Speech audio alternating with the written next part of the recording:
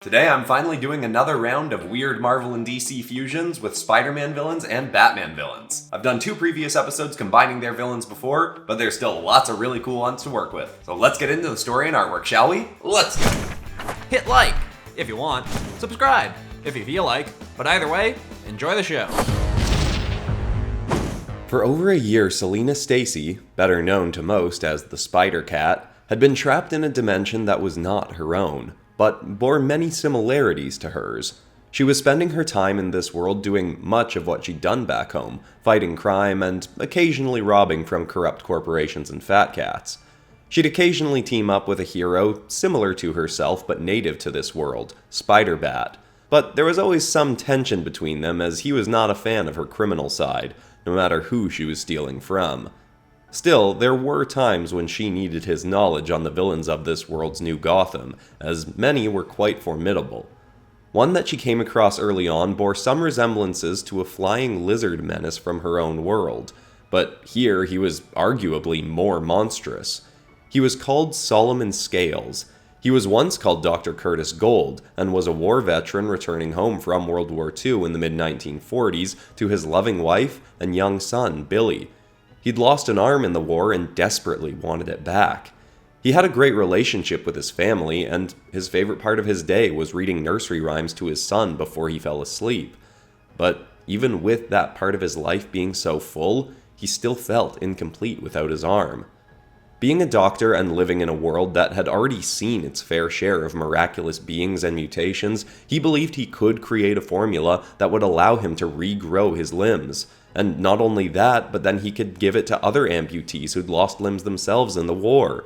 But everyone he sought funding from just thought he was mad. Unfortunately, the limited research he'd been able to do unfunded into the regeneration ability of lizards had made him obsessed and certain that he could do what he claimed. So he found money elsewhere. He started sneaking away from his family when he could to do work for the Falcone Maggia, a crime family of New Gotham that got into its fair share of trouble with the law and needed someone to patch up their boys when they got themselves hurt on the job. It was still slower money than getting proper funding, but he was able to get the supplies he needed and even start doing some experiments on himself. Though nothing seemed to work. Yet. So Curtis continued his work for the criminals and was only supposed to be a medic for them, but one day when he was unable to heal a gravely injured crook from their ranks, he was told that he'd have to take the man's place on an upcoming job. Gold protested at first, but was too intimidated by his employers to push harder, and eventually just accepted. They were robbing a storehouse of another crime family, and the job went fairly smoothly at first. They busted in, shot up a few people there on guard, then broke into the vault. But as they were taking the money, Gold realized that there was so much of it that he could likely sneak enough into his pockets to help finish his work without them even noticing. He stuffed a few wads of cash into his coat and pants when nobody was looking. Or so he thought. When they all returned to the Falcone Maggia's safe house, the others he was with promptly ratted him out, saying they'd seen him trying to sneak away money. His pockets were emptied, and in response, he was taken off the payroll. Permanently. They plugged him full of holes and threw his body into a nearby swamp to rot. But that's not exactly what happened to him.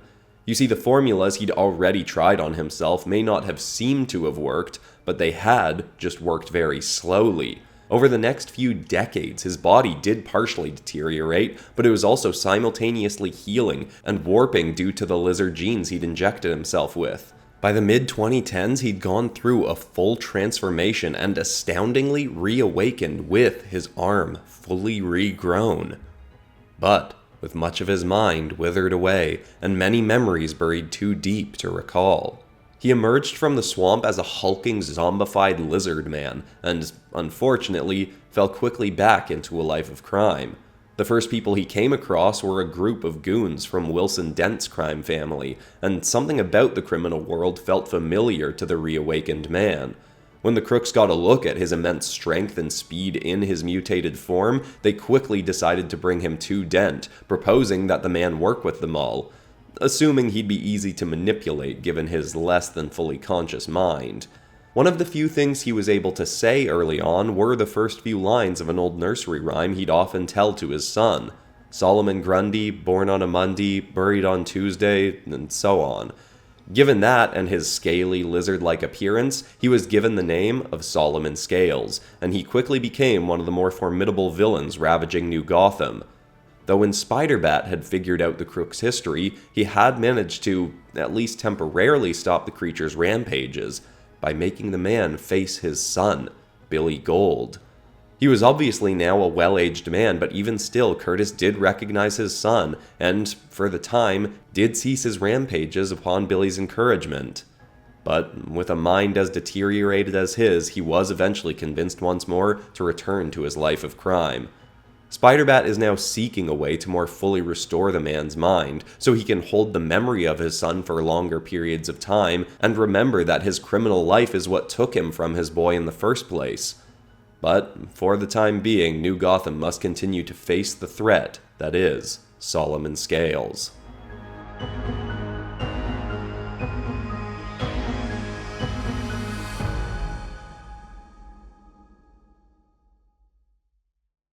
Another villain that bore a resemblance to others from Spider-Cat's world was the Emperor Mystic, a short and stout man with no actual superhuman abilities of his own, but with a fair number of tricks always waiting up his well-pressed sleeves.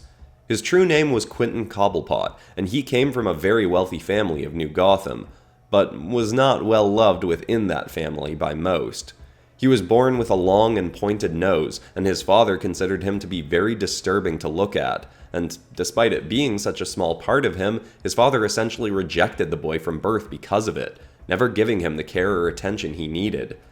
His school life wasn't much better. He never grew very tall and had a stout frame, so that paired with his long nose had many children calling him Penguin and bullying him for his appearance. With no friends and only his mother showing him any love at home, he turned to an obsession he'd discovered early for comfort: magic. Not the sort done by heroes like Dr. Zam, but more trickery and sleight of hand. He spent much of his time through to the end of high school learning to do various tricks and even building gadgets to help with his performances. By the time he was out of school, he was a master magician and inventor, and managed to get work on film sets doing special effects. But even there, he often caught conversations of people making fun of his appearance, and eventually deemed he couldn't take it anymore. He wanted revenge on anyone who'd ever made fun of him for his looks, and with his prowess for inventions, he felt he had a simple and flashy way to achieve this. You see, Quentin also thrived in the movie biz because he loved to put on a show. So when he decided to take on an alter ego to go after those who tormented him, he made it a big spectacle and even leaned somewhat into the Penguin name many had called him through his life, partially naming himself after an emperor penguin. He constructed the costume of the Emperor Mystic with a fancy, altered tuxedo lined with bulletproof material and had many tricks and gadgets hidden away within it. He also used a large fishbowl-like dome to cover his head, thinking it somewhat funny for a penguin to be bobbing its head into a fishbowl for a snack. It also had smoke swirling around inside of it to conceal his identity, only ever to take it off before killing those he sought, so that they knew why he was hunting and tormenting them.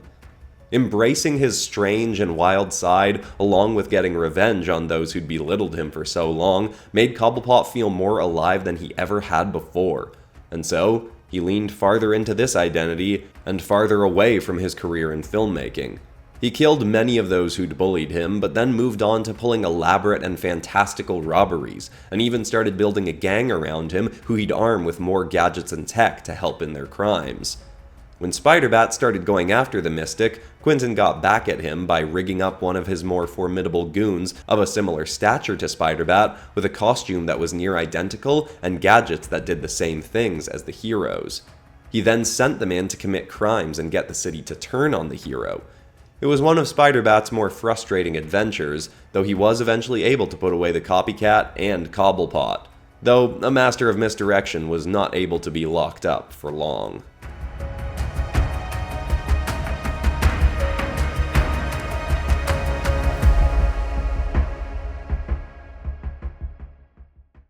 The strangest thing about the Emperor Mystic to Selina was that he heavily resembled the villain from her world, who was a fire-obsessed showman who'd worked in special effects with a similarly showy appearance.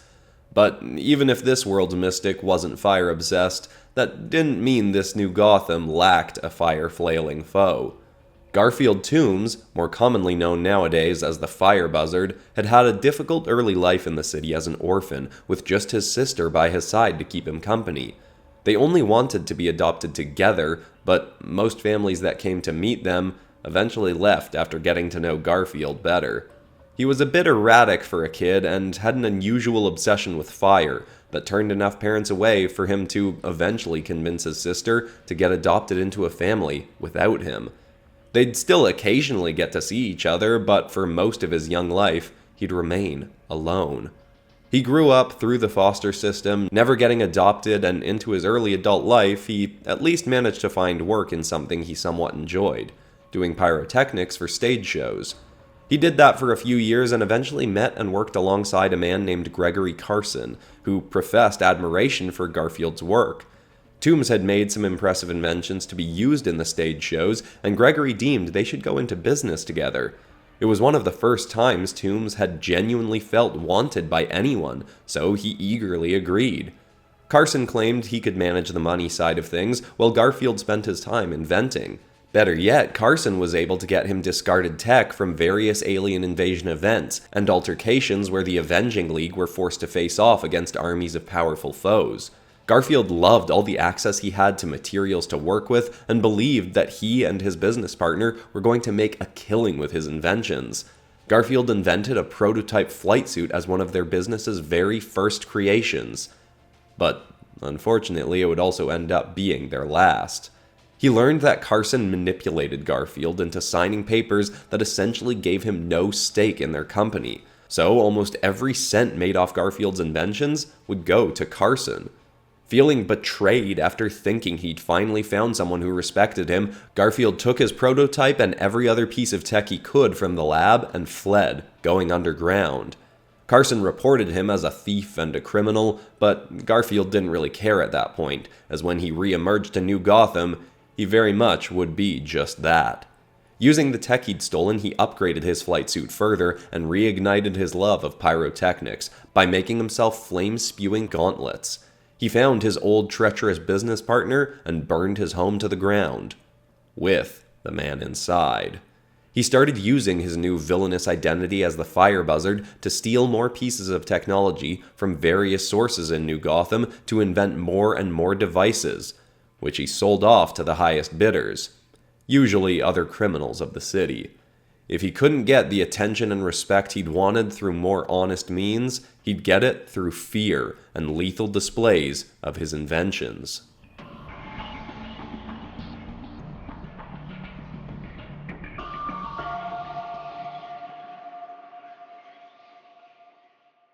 One of the most unusual encounters for Spider-Cat was when she came across a villain that bore many resemblances to herself, even having some similarities to her own life story and sharing a first name.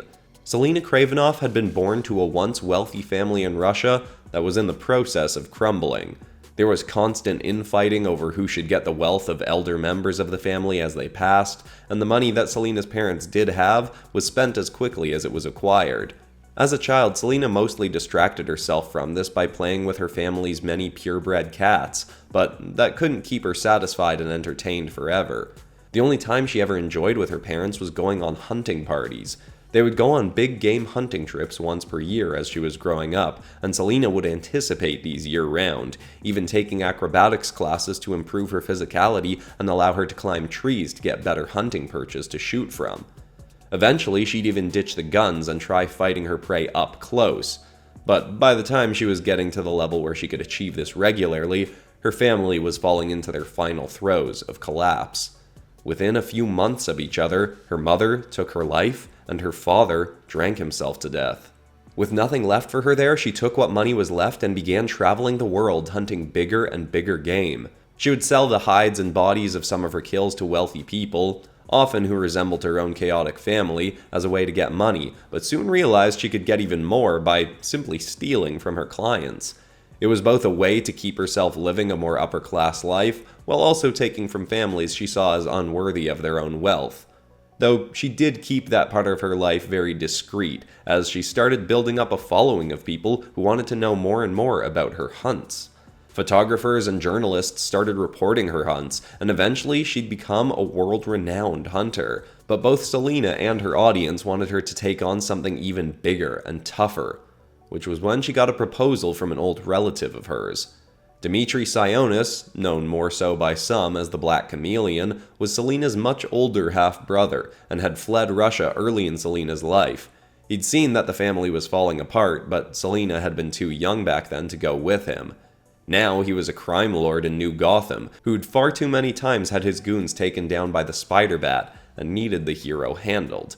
He'd gotten word of his half-sister's skills and endeavors and offered to pay her a great sum under the table to come to New Gotham to hunt the Bat for him. After some research into who the Spider-Bat was and what he could do, she eagerly accepted, believing this hunt could be legendary. Had she managed to succeed in it, she very likely would have been right. She arrived in New Gotham and stalked the Spider-Bat for a week to learn his movements and actions, then went for the kill. Upon their first encounter, she was able to trap the spider in a net and gravely injure him, but not get the kill she was after. This pattern would continue, with the Spider-Bat getting better and better at learning her hunting tactics to evade her, making Selina more and more frustrated and more obsessed with killing the spider. She continues to stalk the roofs of New Gotham to this day, eager to finally make her kill, while also hunting down any other prey, heroes or villains alike, that she deems worthy of her skills.